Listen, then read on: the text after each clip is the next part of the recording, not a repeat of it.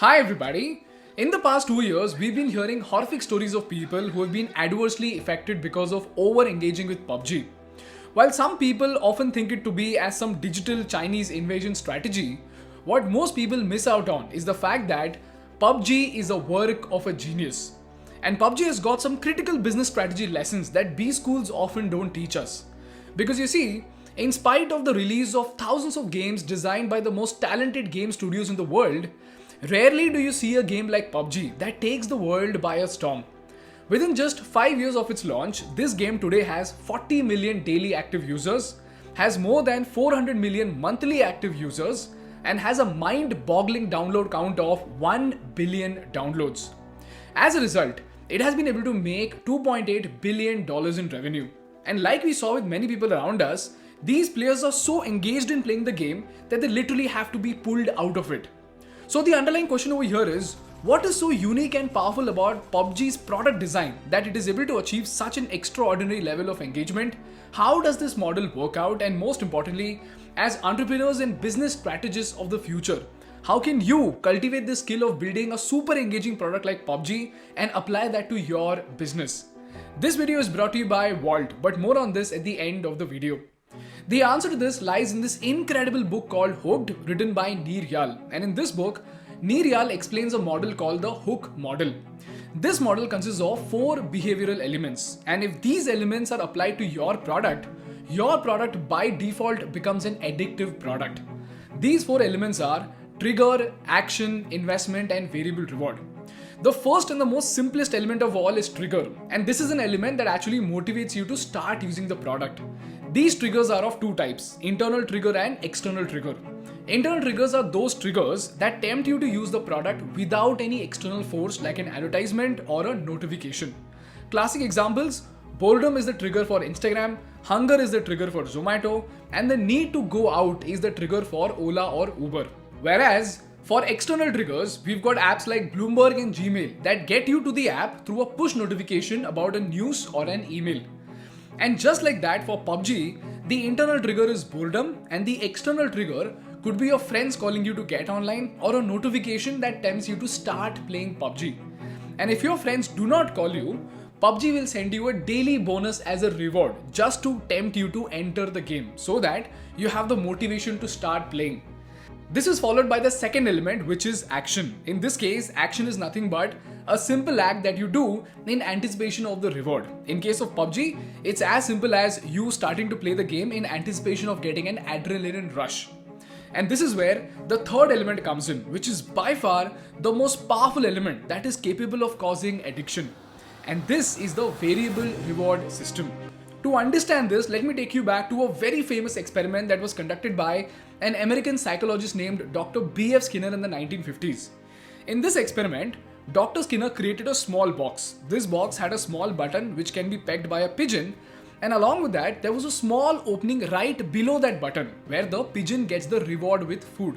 So basically, Dr. Skinner was trying to find out if he could create a habit in the pigeons by using the reward of food. So in the first set of experiments, he rewarded the pigeon every time it pegged. And he noticed that the pigeon actually started asking for food when it got hungry. So after some time, he decided to tweak this experiment slightly. And this time, he started rewarding the pigeon randomly both in terms of quantity of the food and the frequency in which they were rewarded. So instead of the regular rhythm of 1 peck and immediate food, this time, he used to give them food after 2 pecks, sometimes after 3 pecks, sometimes after 5 pecks, and then used to give it after 12 pecks and so on and so forth. So this way, the food was given to the pigeons in a random pattern. And to his surprise, he noticed something absolutely unbelievable. As it turns out, unlike the pigeons that received the same food at regular intervals, the pigeons that received variable rewards went crazy. These pigeons started continuously pecking at the button compulsively even after getting more food than needed. In fact, one of these pigeons hit the button 2.5 times every single second for the next 16 hours. And another one pegged the button 87,000 times in the next 14 hours. And the pigeons did that in spite of getting the reward less than 1% of the time. And as it turns out, this exact same behavior was also shown by rats when they were put in a similar condition. This is when Dr. Skinner realized that when a creature is rewarded for its action in a random, unpredictable pattern, that creature will get addicted to carry out that action again and again. This is what you call as the variable reward system. And guess what? The exact same system is very cleverly used in PUBG to keep the gamers hooked. Every time you play the game, you have no idea who you're playing with, you have no idea what formation it's going to be, which weapons you will get, and the box that drops down, I don't know what you call it, but then you have no idea when it's going to land or where it's going to land. On top of that, if you're going on a winning streak, the algorithm will deliberately curate your players' lobby such that you will end up playing with players of higher caliber such that your possibility of losing increases. Similarly, if you're on a losing streak, you are put in a lobby of players of lesser caliber, making you more likely to win. Therefore, the reward of winning is deliberately made variable. And this is the reason why it is so difficult to win 10 games in a row. All of these attributes, when deployed together, they make PUBG the product, a complex version of many Skinner boxes that keep you so hooked to the game that you completely lose track of time. And just like the pigeons in the Skinner box, the players end up compulsively playing the game for a very long duration. If this is very clear to you, let's move on to the next powerful element, and that is something called the infinite loop phenomenon. People, has it ever happened to you that you started scrolling through YouTube shorts and the next thing you know, it's already been 1 hour?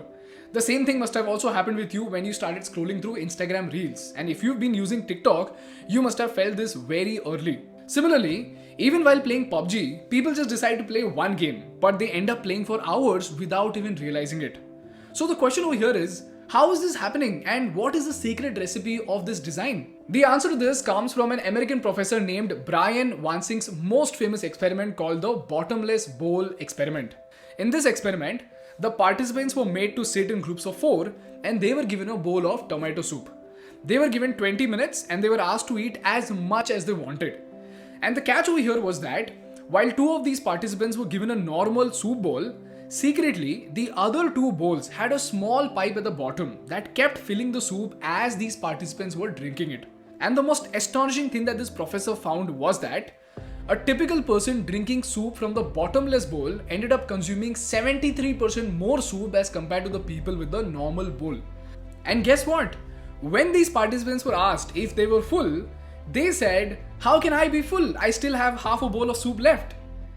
And this is how, ladies and gentlemen, this experiment drew an important conclusion about human behavior, that if there isn't a visual cue to indicate the quantity of consumption, and if the experience is left unhindered, then by default it will lead to excessive consumption, and most importantly, in spite of the excessive consumption, the subject will still be unsatisfied, leading to more consumption.